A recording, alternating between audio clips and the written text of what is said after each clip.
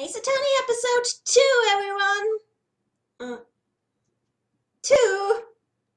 So, first of all, I'm gonna say, you remember that schedule that I posted a few days, weeks, whatever ago? That's probably gonna change because I kind of realized that doing 3 videos a week is sort of impossible for me. That's a nice thing to figure out. So yeah, this is going to get reworked. I was a little bit too ambitious with that, but that's okay. I'm still trying to find my rhythm. I'm still trying to figure out what I can handle.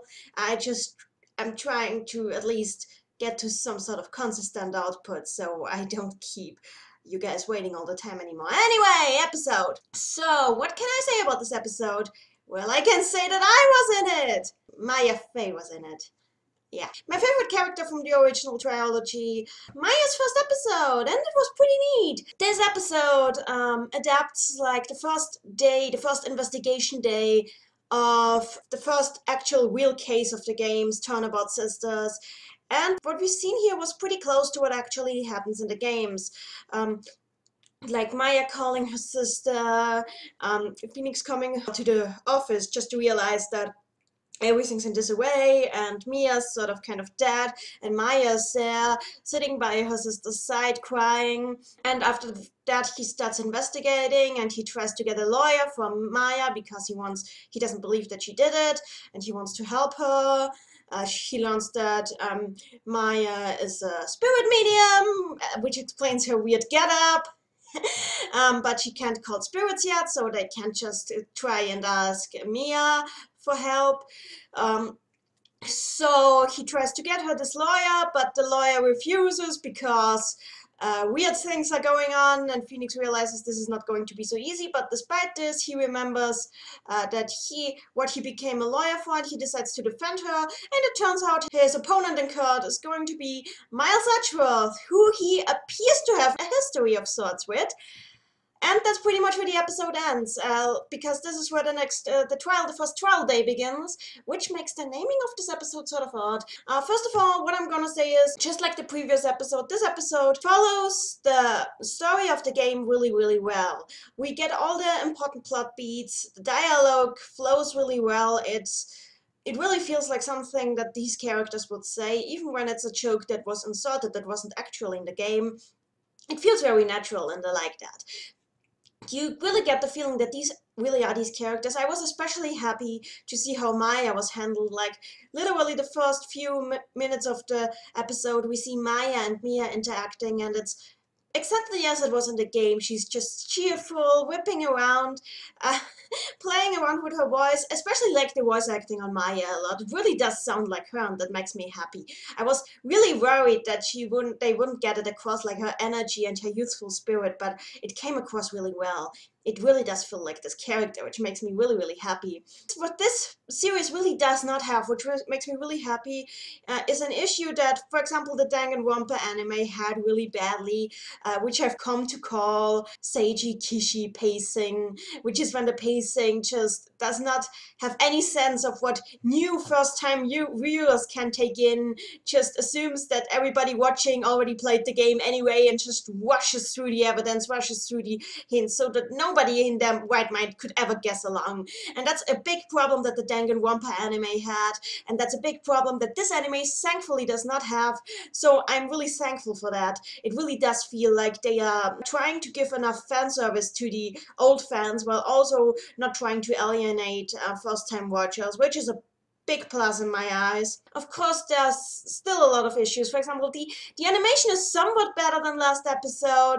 The CGI didn't stand out just quite as badly as it did before, and the animation was a lot smoother. It did look better than it actually looks in the opening, so that's a good thing, but it still was. You could tell this was animated for a younger audience. It's not quite up to par with the animation in some more cerebral anime. I mean, I'm not trying to say that Madoka Magica had the best of animations in its initial run, but this is still subpar even compared to that. Another big problem that is really starting to get distracting is the music.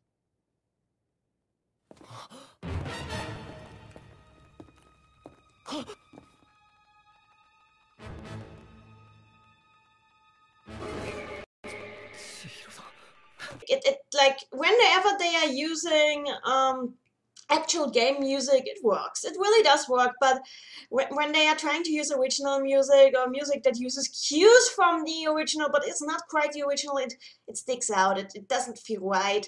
And the worst thing is they are really trying to fill every single moment with music, and in my honest opinion, that's never a good thing to do. You need these moments of quiet, especially in a story like this. You need these moments where the characters are just standing and it's quiet and you have nothing but the visuals to take in. It's just really distracting when the anime constantly bombards you with music and sometimes switches between three different musical pieces that don't mix and match together at all. It doesn't work.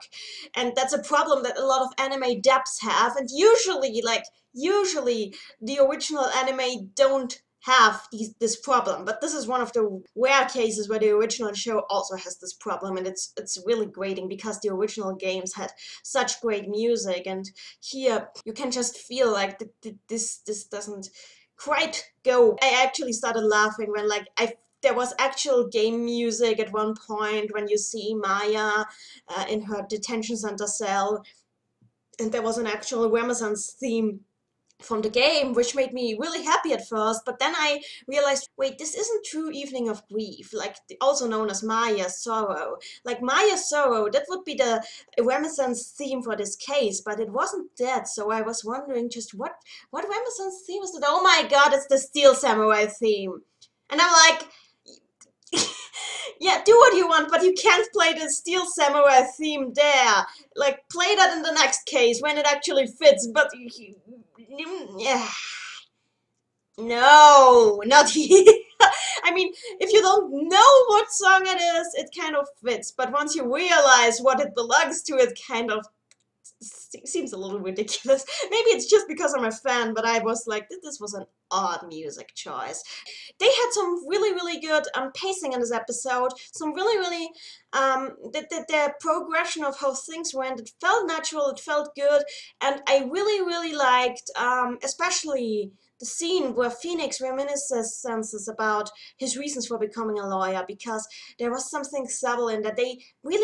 What they were trying to do was they were trying to take Phoenix's usual internal monologue, which is pure prose in the games, and just try to visualize it. And they did that really well. Like when you see the scene that never actually happened in the game, but you see this girl coming up to him, sharing the umbrella with him, and just a moment later in the class trial, the same girl is booing him, calling him a liar. It really gets the feelings across, the same feelings that you usually just get from his internal monologue, were really captured well with this small little scene there. This is the kind of stuff that this anime does really well, like visualizing Phoenix's thoughts. That's something that they are really good at. What they are not so good at is I'm saying they handle Maya really well, like her emotions, the emotional turmoil she goes through, as well as her childish side. I really preferred that to how they handled her in the live-action movie.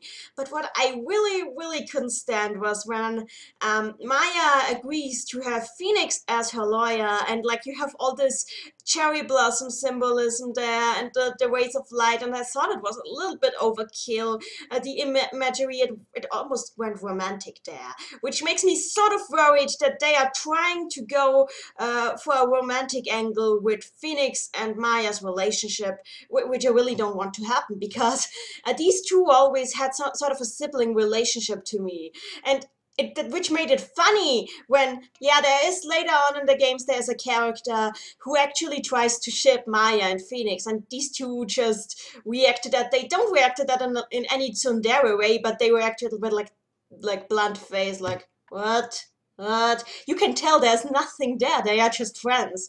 Especially because they have just these really dull reactions to when this wrong character tries to ship them together.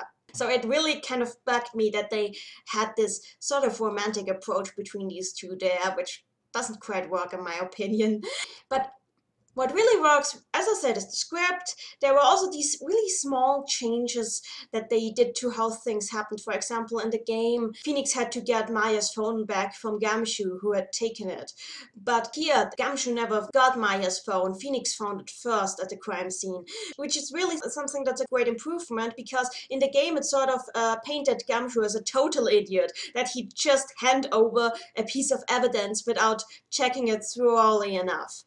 It just felt like, oh my god, what an idiot. And here he's sort of more redeemable, because he wasn't the one who made this mistake. The forensics just failed to find this phone at the crime scene, which can happen. So it feels more natural. Likewise, April May not actually discovering Phoenix as he finds the wiretap. Like in the game, she actually discovers him as he searches for the wiretap. But here, he manages to escape her glance. And like, I really like this little scene when she's just like, we only see her leg, and she calls for the bellboy like this, and this was so her, and this was something that could only have been an animation. So these are the small moments that I'm watching this anime for, so I was really glad to have this moment in there. Even if it's sort of fan servicey, but it's a lag, come on. Yeah, all in all, you can tell that this is aired in a children's slot. You can tell you didn't really see any blood on Mia, and it's generally with the music and all. It's meant for the case closed Detective Conan audience, so I guess I can't really expect the quality from some of the anime that I usually watch from this, but generally it's a good adaptation.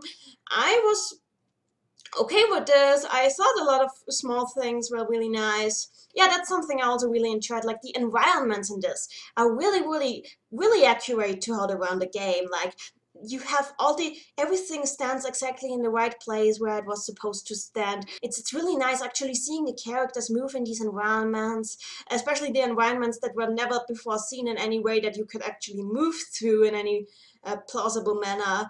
And like Edward's office, all the details were there. Every single thing that was ever shown in his office was right there. Even though I really wish they hadn't zoomed in on the Steel Samurai Collective statue just yet, because that was a little early. That sort of took the dignity out of the character too soon. So yeah, all in all, I'm enjoying this. I'm going to continue watching. I just sort of wish they didn't quite take this romantic approach with Phoenix and Maya. The music and yeah, the animation can still improve, but the animation did improve, which is important. It did improve from last episode, so here's goes hoping for the continuing series to get better and better. Yeah, that's it for me from now. I hope that this one is actually going to be shorter than the previous ones that I did. Yeah, see you guys soon, next week. Bye!